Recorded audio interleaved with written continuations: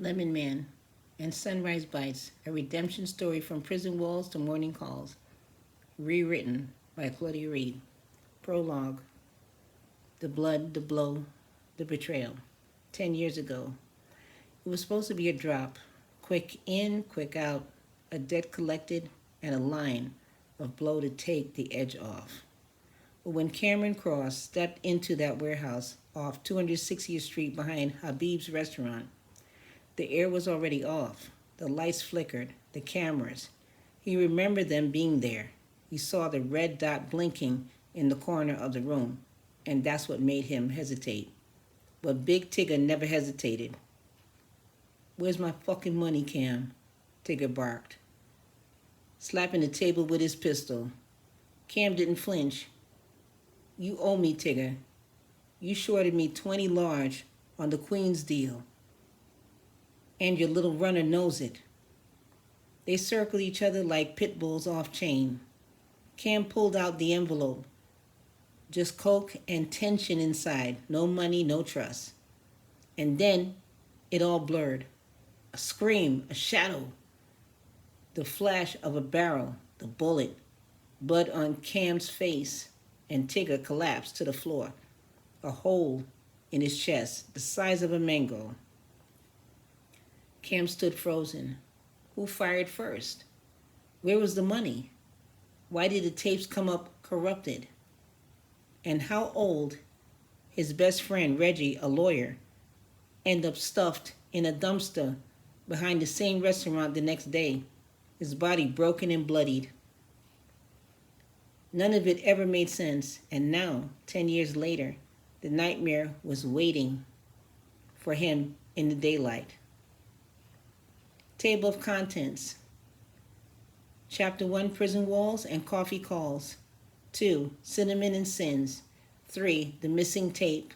4, A Storm Named Lyla. 5, Heat, Jealousy, and a Leak. 6, Locker 383. Chapter 7, Back in the System. Chapter 8, Love, Guns, and Secrets. Chapter 9, Delilah's Bite. Chapter 10, The Sunrise Oath. Chapter 11, Bleeding for Her. Chapter 12, The Sniper's Face. Chapter 13, Birth and Bullets. Chapter 14, Ken Rain. Chapter 15, The Wedding, the Truth, and the Final Sunrise. Chapter 1. Lemon Man and the Girl Upstairs. Lake Success, New York, to the present day. He stepped out of Glenn's car like a panther just released from the cage, 10 years gone, and his body still looked carved by the gods. 6'4", 260 pounds of lethal precision. Salt and pepper jaw, deep hazel eyes, black hair swept back, and that rogue curl falling right, just right. Cam didn't walk, he prowled. "Sunrise Bites," Glenn grunted, pointing at the brick cafe across from the courthouse and precinct. "This is where you're clocking in." Cam turned, his jaw twitched. "You're kidding." "Nope, dishes. Breakfast shift. Do your time, keep your nose clean." Glenn popped the trunk. "Now get to work, Marine." Lyla Mahon saw him before he stepped inside. She stood behind the pastry case, curly hair pinned up, bubblegum lip gloss glowing, her soft curves hugged by the sunflower-colored overalls. She looked like summer and hope and something sacred. And when he opened the door, cinnamon and cocoa butter, gunpowder, heat, her knees almost gave out. Delilah, her small curly-haired terrier, growled softly from her pink bed under the pastry case. Paw journal, enter 41. That's the dog's journal. And this is what the dog said. "This man smells like lemons and guilt." Lila's heart skipped. "I heard it. If he hurts her, I swear on every milk bone I own, I'll bite his damn ankle off." Delilah. That's the dog's journal. That's the dog's thoughts. Moving on. "Hi," Lyla offered sweetly. He didn't smile. "Where's the back? I'm here to wash dishes, not make friends." She blinked, fluttered. I was going to make you lunch around noon, if you want to." Then Cam said, that won't be necessary. He's so rude, ain't he? He walked past her. Tight shirt, muscles screaming against cotton. That backside, devastating. Lyla had to lean on the espresso machine just to breathe. Damn. The regulars poured in, judges, detectives, even D.A. Jackson Burrow, who always flirted a little too much. You all right, Miss Mahon? He asked, eyeing Cam with a smirk. Your new dishwasher looks like he belongs in a high-risk unit, not behind the sink. Lyla laughed politely, ignoring the heat behind Cam's stare. You heard it all, and he didn't like any of it. In the back, Cam sliced a lemon for the dishwasher. Sharp knife, distracted hands. Shit. Lyla rushed in with a first aid kit. Let me help. I said, I'm fine. She said, you're bleeding. She reached for him, and their skin touched. His jeans got tighter. His breath hitched. His chest rose like a tide breaking. He stared at her mouth, her eyes, her soft hand against his forearm. She was scared. He was burning. Lyla, Charlie said. The head chef screamed, did you take your pills? She stumbled back, holding her chest. Lyla, Cam barked, stepping forward. She has a heart condition, Charlie snapped. Why do you care, huh? She's been nothing but kind to you, more than you deserve. Where are the pills? Cam asked, voice cracking. Office on her desk by the door. Get water too. Cam ran fast, heart pounding harder than in combat. He came back shaken, handed her the pills and water. Delilah was licking her face. Charlie fanned her. Cam knelt. His hands trembled. His lips parted. I'll never hurt you, he whispered, eyes glistening. I'll die before I ever let anyone hurt you. Now this is Delilah the dog. This is her thoughts. She said, Lemon Man got scared, real scared. He brought her water like a knight. He may be mean, but he feels I'm watching him. Delilah. And somewhere else in Lake Success, in silk and shadow, Joanne Mailer was watching too. She laid across D.A. Jackson Burrow's chest, lipstick smudge, eyes half idled. She's sick, she murmured. Heart trouble, Jack replied. Now mind you, just want to let you know, Jack is the D.A., the one that made that smart remark when Cam walked into the restaurant prior. And Joanne Mailer is the mayor's wife. So the mayor's wife and the DA is having an affair, and they're laying in bed now. I just want to set the scene for you. Let's start over again. And somewhere else in Lake Success, in Silk and Shadow, Joanne Mailer was watching too. And she laid across D.A. Jackson Burrow's chest, lipstick smudged, eyes half addled. So Joanne said, she's sick. She's speaking of Lyla. She murmured. Heart trouble, Jack said. That's the DA. Sipping scotch. Could drop dead from a scare. Joanne smiled. Good to know. Chapter 2, The Hunger and the Heartbeat. The coffee shop was quiet after closing. The tables were wiped down, the blinds half drawn, and the world outside had gone to bed.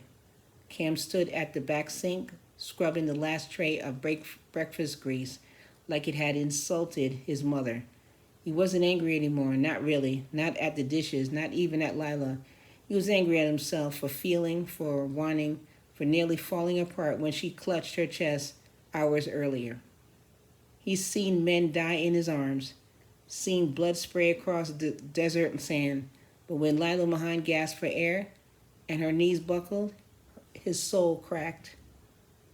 Lyla stepped in quietly, her heart still aching, but her body calm.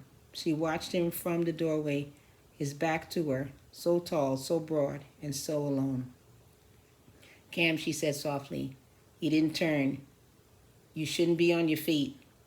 Now he had his back to her. She called him, and he didn't turn around to look at her. He just talked to her looking at the wall, washing dishes, but he didn't look at her face when she called him. I just want to set the scene. He didn't turn, and he said, "You shouldn't be on your feet." She said, "I'm okay. I just wanted to say thank you." He rinsed his hands and finally turned, water still dripping down his wrist. "I didn't do it for thanks," he said. "I did it because I thought I was going to lose you." That stunned her. The silence wrapped around them like static. "I mean," he exalted, rubbing his stubble. "Damn it." She walked closer. Her bubblegum scent floated toward him like temptation dipped in sunlight. "You've been pushing me away since the day you walked in," she said. "And yet today, you held me like I meant something." "You do," he said. Eyes locked on hers. Her breath caught. Her heart thumped dangerously. "Cam, I have a condition, my heart. I can't handle too much emotion, stress, even joy. It overwhelms my system." "Then tell me to back off," he growled, stepping forward. "Tell me not to touch you." She didn't. Instead, she raised her hand, touched his face, his rough jaw, and then salt and pepper stubble she dreamed about. He let out a breath like he'd been holding it for 10 years. "I dream about you, Lyla," he said hoarsely, "even before I knew you.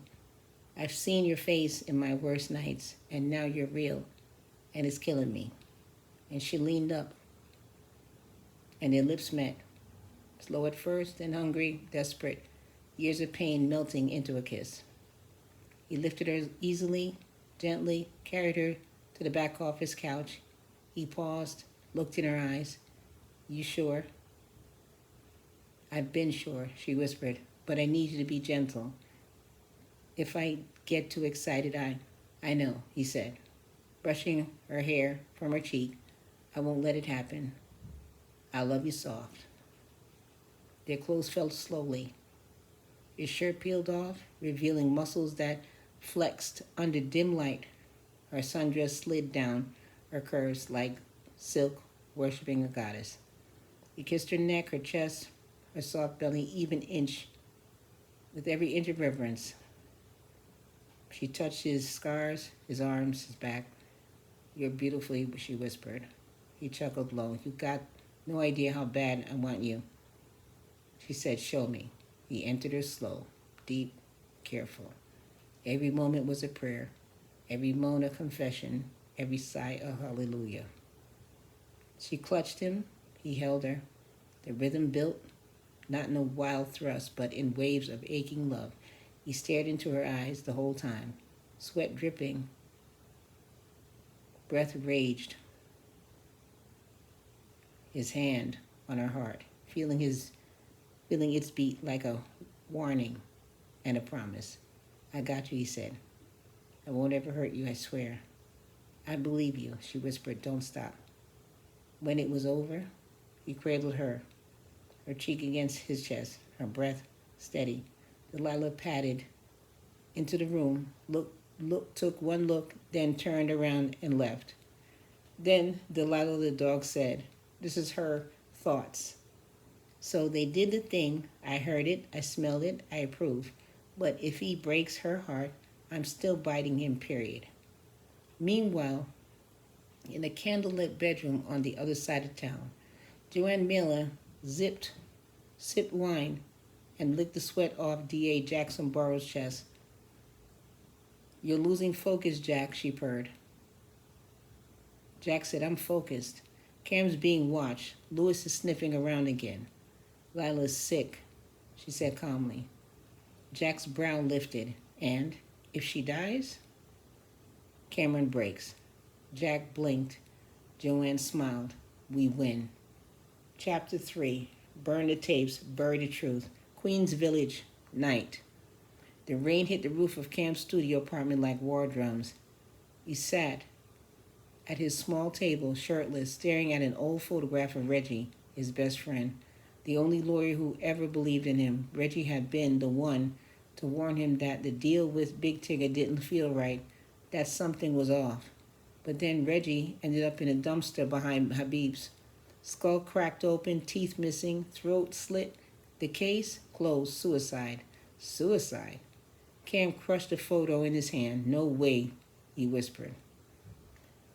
Oh, this burner phone? He dialed Luis Otero. Talk, Luis said. Cam said, I need the truth. Luis exhaled. You sure you're ready?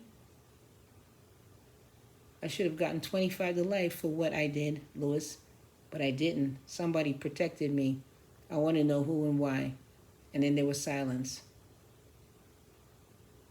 Luis said, then you need to come see me.